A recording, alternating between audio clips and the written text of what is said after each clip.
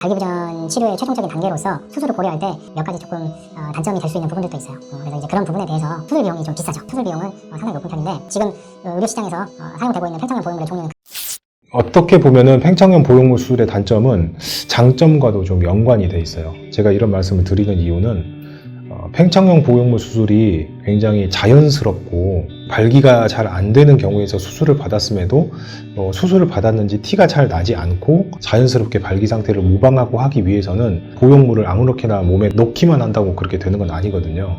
무슨 뜻이냐면 팽창형 보형물이 갖고 있는 장점들은 정확하고 제대로 구현되지 않으면 반대로 단점들이 될 수 있다는 뜻이에요. 숙련되고 유연하게 진행되지 못하면 오히려 수술 후의 만족도가 굉장히 떨어지거나 보형물의 침식 같은 혹은 만성 성기 통증 같은 부작용이 오히려 생길 가능성도 있다는 것도 어떻게 보면 장점이자 단점이라고 볼 수도 있죠.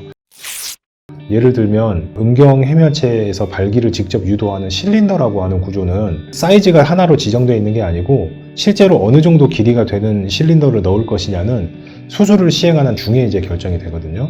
왜냐하면 진찰을 하거나 밖에서 봤을 때는 발기 해면체가 어느 정도 길이가 되는지 정확히 알 수가 없어요. 밖에서 보는 음경 외에도 안에 들어가 있는 발기 해면체도 있고 어느 길이로 넣어야 될지는 정확하지 않기 때문에 길이가 너무 짧게 들어간다면 예전에 발기가 잘 됐을 상태에 비해서 음경이 발기됐을 때 길이가 짧아지기 때문에 성관계 만족도가 당연히 낮아질 수밖에 없는 것이고요. 그러면은 팽창형 실린더를 무조건 길게 넣으면 좋은가?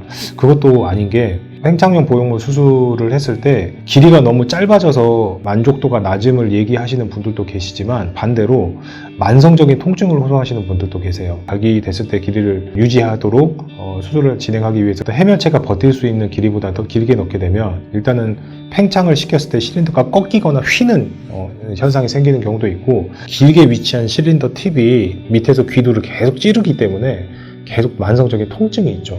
이 통증에서 끝나지 않고 조금씩 실린더 그 팁이 해면체라든가 귀두라든가 요도를 깎아 먹어요. 이게 달이 지나고 심지어 몇 년이 지나면 뚫리는 경우가 생깁니다. 그러니까 밖에서 봤을 때 팽창형 보형물의 실린더가 요도나 귀두를 뚫고 이제 나오는 거예요. 그런 일까지도 생기기 때문에 실린더의 길이가 너무 짧으면 수술 후에 형광의 만족도가 너무 떨어지고 실린더의 길이가 너무 길면 침식 현상 때문에 만성적인 통증이나 보형물이 귀두를 뚫고 나오는 현상이 생길 수가 있어서 적당한 길이로 이제 위치시켜야 되는 거죠. 그러면 이 적당한 길이라는 거는 어떤 기준으로 하느냐? 그 기준은 사실은 수술자의 경험에 100% 의존할 수밖에 없어요. 왜냐하면 일단은 개인의 음경의 길이라든가 발기 신축성이라든가 이런 것들은 개인마다 전부 다 다르고 또 수술이 어느 정도 되는 음경 상태에 있는 분한테 어느 정도 실린더를 넣었을 때 가장 만족도가 높고 길이에 대한 손실이 적으면서 만성적인 통증이나 침식을 유발하지 않는 사이즈라는 거는 사실은 정해져 있는 기준이라는 게 있을 수 없거든요. 이거는 수술을 하는 사람이 본인의 어떤 경험에 의해서 계속 체득하는 거기 때문에 팽창형 보형물을 세조각 보형물이라고 부르는 이유가